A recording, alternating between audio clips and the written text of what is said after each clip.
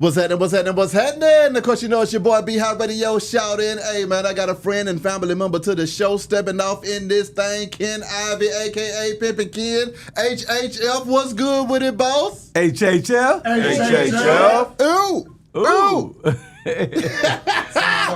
What's good with it, Ken? Well, man, I got a lot of, interesting people here today with me, man. These are some hard-working young men. Yes, sir. They are all entrepreneurs, pursuing their career in the music industry. I like to say that music is 90% business and 10% music. So coming here with you and doing this marketing in this HHF media run is part of the business, Exactly. I mean, you can have the hottest record in the world. You and your homies can ride around in box Chevy all day. Yes, sir. And y'all can do this all day. But if it ain't on Beehive, if it ain't on Hot 97, if it ain't on K104 with Bebe down there in Dallas, you know what I'm saying, then, it's just you and your homies, vibing to some music that you think is good. Mm-hmm. I like to always tell the artist that a hit ain't a hit until it's a hit. Come on now. If you don't have a platinum album, if you don't have a platinum plaque, if you don't have maximum BDSs on radio, if you're not being sought after by most of the podcasters and most of the people in the media, and you're not doing your media runs, then you just delusional. You're having a delusion of grandeur. Exactly. You're assuming yourself to be something that you're not. Can you introduce the folks we got in the building with you, though, Ken? Okay, starting from my left, I'm going to let them say, what's up, let them know what it is, D. Hey, what's up? It's your boy King Ditto, the legit from the A. What's going on? What's poppin'? HHF. Man, it's your boy Trill Will in the building, man. You already know what it is. Florida Stand Up, man. 386 in the building. D-Land, what's up? Yo, real life and no life, next level to the dirt settle. It's Knox Bond. Hey, yo, it's your boy, Ville Boy Kaz, man. HHF Atlanta president, man. We in here, HHF. Yes, sir. I mean, Ken, when it comes to just finding artists and supporting them and giving them a platform to get busy on, man, take me to the top. What was it that made you crank up the whole HHF movement? Well, my son was down here. I sent him to college, I sent one to L.A. to be an actor. I sent the other one down here to be an engineer. That's my son, Supreme. Yeah. So he kept calling me, he would be like, Pops, I want to do this showcase, I want to do this showcase, I want to do this showcase. And I'd be like, how much they charging? Yeah, they charging this, they charging this, they charging this, and they charging that, And I'd be like, okay, what you get out the deal? I'm like, they charging you for a showcase. You got to go pay somebody to perform, and there's going to be a lot of people there, and you're not getting paid to perform. And so he's like, that's how it go, that's how it go, So I thought about it, and I said, man, the Bible say, it's better to give than receive. So I wanted to come down here and practice my philanthropy, man. And I just decided, I said, man, we're going to do something that no one is doing. We're going to give everyone a free opportunity to get in and everyone a free opportunity to perform. We're going to feed them as well. So I spent thousands of dollars feeding the children for the first year and a half and just doing, what I believe that was the right thing to do. And, I kind of look at HHF like a mini Apollo / American Idol. Yeah. So we get to see the talent before anyone else, And I know that a lot of young people work at McDonald's. Some of them even work construction. Some of them don't work at all.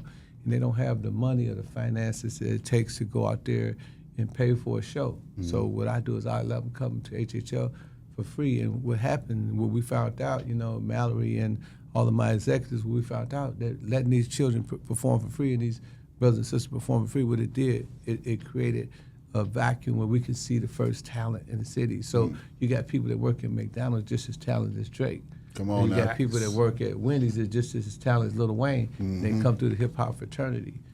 So we kind of like be that situation where we get to see the talent first, and and sometimes we lucky we acquire a Trill Will who got 1 million point followers on Instagram, or a Knox Bond, who got 307,000, and we just got dedicated members like King Ditto and Cash, who don't have as many followers as they do, but they dedicated. So we get a collage of different situations when we form the HHF. And another thing, we a brotherhood.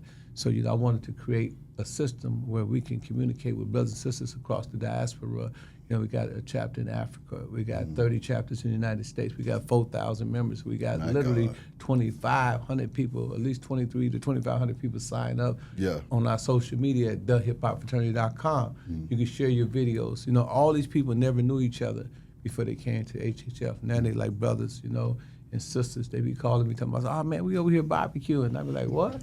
Y'all invite me and I introduce y'all? What's up? You know, that ain't cool. Come on now. That's how I go though, you know. So, you know, and like I said, I want to talk to you about the love factor. You know, a lot of times when you think about, you know, our people, right? Most of us suffer from post-traumatic stress disorder, right? Come on now. You know, Cash was telling me that when he was young, his mama barely told him that she loved him and she used to be hard on him. He said maybe she looked at him and looked at his father, thought he was his father. So she was hard on my mother. You know, she showed me a lot of love till I was about 8 years old. Then the love stopped. You know, then she started showing my big brother love because he was getting good grades in school. And my big brother ended up going to jail. He did like 3 months in a reformatory school. She went to see him every day. So I mistaked that for love. So I committed a crime on purpose. You know, I wanted to go to jail, so I eventually went to jail. Yeah. You know, and when I went to jail, you know, my mama never came to see me. I ended up doing time in the federal penitentiary and the state penitentiary. She never came to see me. You know, so a lot of things that we have are instinctive. There are psychological issues that's going on with us, you know. It's a little girl and a little boy in each and every one of these men and these young women. That's right. You know, and a lot of them go through trauma. You know, like I got brothers in the HHF. Their father left them, just left them cold turkey, left them. You know, they never seen their father again. You know, they either went out to use drugs or they just went and got with another woman. I know a lot of women, you know, they treat their sons like they ain't nothing because the father, you know, was a bad father. You know, and this traumatized us. You know, and then so when we get older, we find ourselves not being in relationships. You know, we can't keep a woman because, you know, we always think about love and associate with the woman, the first woman that we met, which is our mother. So a lot of times, you know, you look at your mother and, you know, you see how she did you, and then you get a woman and she start loving her, you say, oh, no, I ain't going for that. You know what I'm saying? So you back up out the relationship, then you go to another relationship, you just find yourself going in and out of relationships. So when I look at the hip-hop fraternity, you know, the synergy and the love and the energy that we give is so strong that a lot of brothers and sisters, you know what I'm saying, they run from it, you know, or they try to disrupt it. They try to, you know, use negativity. They try to, you know, be a whispering gin, put poison into the members and put those negative seeds because they never had love, you know, or when they had love, they lost it. And so they traumatized, you know, they got post-traumatic stress disorder. So that explains why, you know, it's so hard for us to unify. Yeah. Because, you know, it's a lot of things that go on there. You know, it's a lot of people, you know, that get crossed. You know, when they're young, you know what I mean? You know, I'm playing with y'all, we on the same team, we playing basketball. All of a sudden, you know, another dude can play a little better. You say, man, you ain't on my team no more. All these things as a child is in us. Each and every one of us is suffering from things. It's just life covers it up. Yeah. You know, life cover up a lot of trauma, you know, but we got a lot of trauma. So when we telling brothers and sisters at the hip hop fraternity, don't worry about that. We serve as a cure to all the trauma, all the stress, all of the things that you went through. You can come here, it's a real love, a real familyhood here. And you know, after the ones that come and stay, they know the hip hop fraternity is really a family and it's really love. And we're not gonna do you like your mama did. We ain't gonna walk off on you like your daddy did. Come on now. Fellas, I mean, you know, Ken got a lot of game, man. Y'all break down how y'all linked up with him and the stuff that y'all done learned from him, just being able to be around somebody with this much knowledge and wisdom at the same time. All right. Well, my name is Knox Bond. I'm the owner, founder, CEO of the Next Level Syndicate. Okay. I own the #1 DJ coalition on Google. It's called Next Level. I got about 900 DJs all over the country. Hard. And so I moved to Atlanta, you know, in the furtherance of my music career. You know, recently got a plaque for 4.5 million streams. And I was in Wichita, Kansas. And I pretty much just took over Wichita. I did everything that there was to do, connected with everybody that there was to connect with. And so I started coming around Atlanta and just moving around Atlanta. And I don't remember where it was, but somebody said that I should pull up by Spanky's. And so I just pulled up by Spanky's on just a random, you know, Monday night. And Kim was there, and Kim was just a really cool, down to earth, very open, very welcoming type of person. And it was a family environment, right? To where it was like just all love and all good vibes and all good energy. And the thing is that the people who were there were pretty big in the industry. You know, it was like the people there, if you really were consistent and worked with them, could change the trajectory of your career. So, you know, there might be 30, 40, 50 people there, but some of those people are major players in the game. That's right. And I recognized the potential. And then what it was for me is that they recognized the potential in me, and they pretty much instantly made me a speaker. They saw what I could offer as far as, you know, providing some jewels for some of the artists to be able to grow and develop themselves, because I do artist development. So, you know, they recognized that in me, and, you know, still sharpens still. And so I just feel like Ken is the type of guy that's going to bring out the best in you. He's going to kind of step back away from the camera and let you have your shine without competing with you, because he's not an artist. He's not up here, you know, he's at the end of the night trying to perform, and it was all really just a big ploy to get him his own platform. You know, he really is out here giving artists a chance that other people aren't, you know, point blank period, you know, just on the philanthropy and on the charity of it.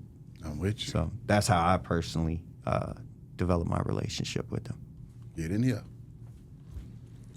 Okay. Hey, man, look, so first of all, man, this Trill Will, man, you know, just in case you didn't know. Be High, man, I've been listening to you since I came home from prison 2017, Thank my you, guy. man. So I got to give you props. Now, Ken, first of all, I've been watching Pimpin' Cans for years. First of all, let's be clear, cause I grew up in the era of, you know, Snoop Dogg, Bishop Magic, Don Juan, and that leads you directly to Mr. Pimpin' Ken. Every time. You know, especially in the area he was in, revolutionizing the DVD era, really like jumping before all the artists even caught on. He was really already like circulating his brand in that manner. That's right. You know, and I learned a lot from that. Now, personally, what happened was I actually was working with a guy named Pluto, and he led me to show what he could do, what he had done for him through Ken, and basically like, here, this is what he did for me. Now, whatever they had going on, I got nothing to do with that. But at the end of the day, that opened my eyes. Okay, now I'm paying attention now.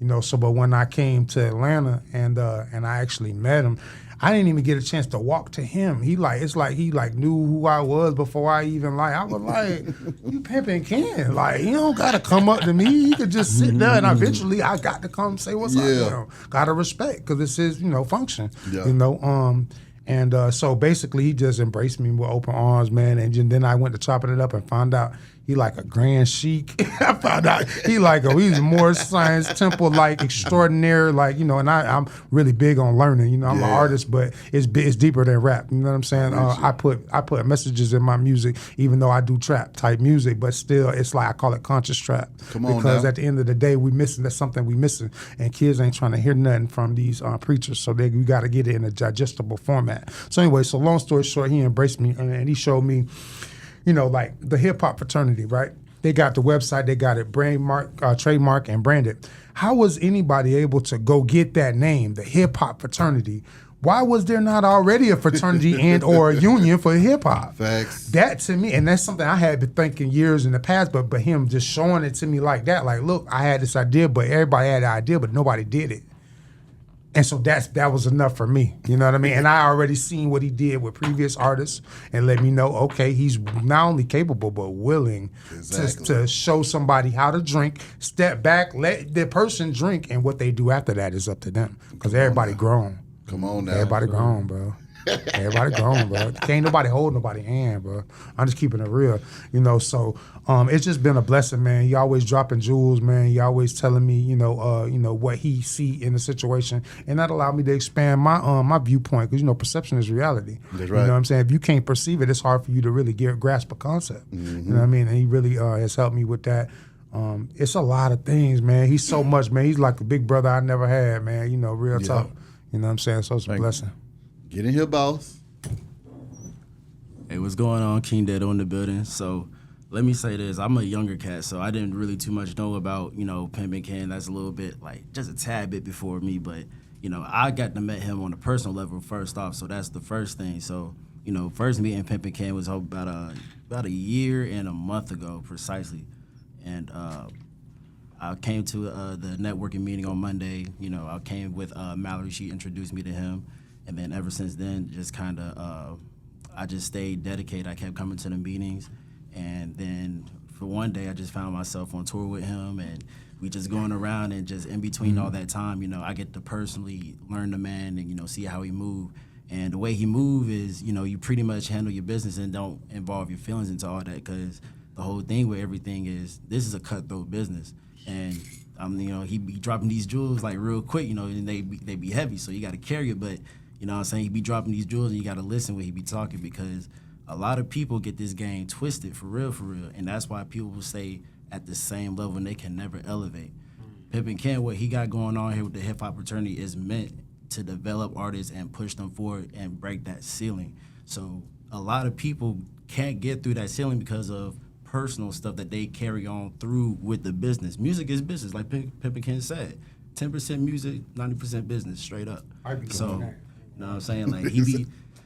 So I personally, with him, all the time that I had with him, just really just learning through watching him and spending that time with him personally. Like, I just never found myself, going on tour with him sometimes and performing at these big events that he has. And, it's just crazy and mind-blowing to me. And it just also shows how humble he is. And he'll give it to you if you show that you're dedicated and you're humble. Because, like I said, I just showed up one day and I just kept coming, and now here I am. It's crazy. Thank you, Pimpin' Ken, and thank hats you, off brother. to everybody. You know what I'm saying?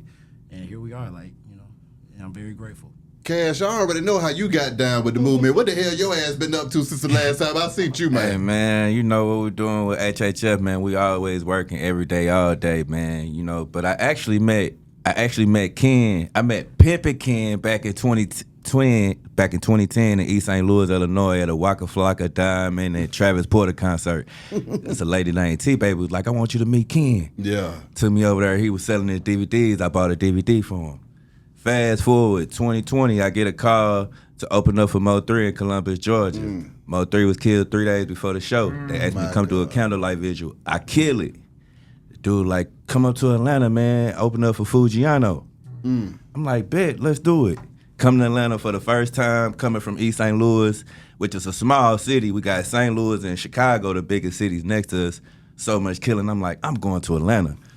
Come down here, kill it on the stage, get off the stage. My boys, they weren't nowhere near the stage. I had gave them my phone to record me. I'm real particular on that. I'm snapping on them. They like, hold on, man, we got some good news. Pimpin' Ken said come to his section, his VIP section. I say, man, y'all lying. I said, hold on, let me get myself together.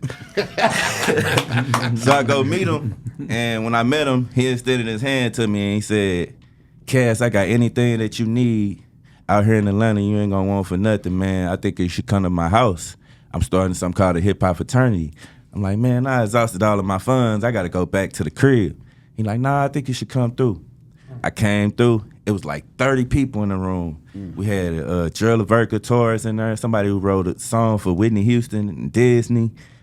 Ken, of course, DJ Ryan Viper. I'm like, dang, man, we got some powerful people in here. And it was something I never seen coming from East St. Louis, because everybody is every man for themselves. But Ken had a situation where it was black people in the room coming together. I had never seen that before. So, I was like, man, I'm down with this. Anything that this man said he got going, I could trust in him because I know he's a legend. Yeah. You know what I'm saying? I know he moved around with Pimpin' Ken, Pimp C, I know the story. And from there, man, we linked up. I became the first artist of the HHF. Man, we went around the world, man. We've been out to California together. We've been in so many places together, man. I rode with him, smelling steaky feet. And I love him. He like a father to me, man. But the HHF, what he brought to Atlanta, and now it has spread it. No, it's your feet. Now it has spread it in 30 cities and 30 states. It has got way bigger. And the vision he was telling me, it was like, I synced it in my dreams. You know what I'm saying? I didn't know how we gonna go about it. I was just like, I'm gonna follow your lead. Yeah. And he got us here, man. We doing our thing. Ken, we was talking off camera about this though, man. I mean, I need you to break down just the love that you got for the next generation and being able to reach back and help others achieve their goals. What is it that what is it that you think needs to happen for more people to be like Ken out here? Right, like I said earlier, it's always, everything we do is connected to our childhood. I tell people this story all the time, the fame that I have does not dictate, the things that I went through. So, to break that down, when I was young, we used to hang out at the Bucks Stadium, the Milwaukee Bucks. And we used to get the tennis shoes from all of the basketball players. Back then, you could get the tennis shoes, you could sign them, and we'd sell them, So Dr. J came to town, Philadelphia, he came to town, and I asked him for his shoes. He said, "Get away from me, little boy," And it hurt my heart, So a lot of times when people see me humble and they see me laid back and not trying to act like a star, you know what I'm saying? I'm still scarred from that situation. I don't want nobody to never feel the way I felt when Dr. J told me to get on about my business, So throughout my entire celebrity dome, I always been humble, you know what I'm saying? Then, as far as the love go, my father taught me to love.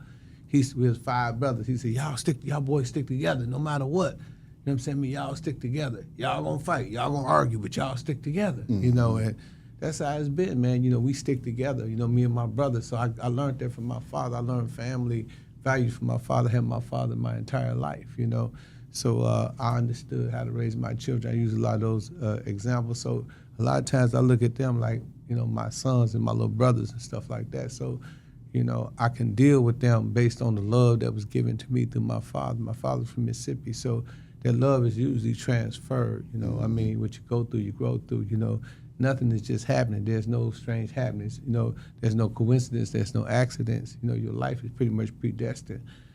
So I think it was just predestined for me to be the type of person that I am because I'm so consistent with it, I used to say, man, why Puffy love me? Why 50 love me? Why all these people Snoop and all these people love me? Why they call me, invite me to their house? Like I told you, Puffy flew me to Atlanta, got me a suite and put me in his VIP. 50 gave me money to be in the PIMP video. I'm usually, you got to pay them. He paid me to be in the PIMP video.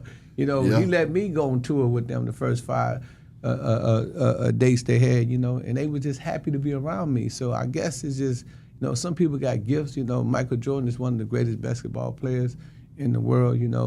Other people, they the greatest football players. Bradley's a great football player. I'm just a good people person. You know what I'm saying? So that love, I learned, what you give is what you get. So I give a lot of love and I get a lot of love, and it's reciprocity. It's reciprocating. It goes from one person to another person. So that's one of the reasons why I believe that I'm so, loving and giving is because, But you know what? Talk to me. The crazy thing about it is that a lot of people don't really know me, A lot of people, they look at the name Pimpin Ken and they put a period. It's Pimpin Ken, Pimpin Ken, comma, philanthropy. Yeah.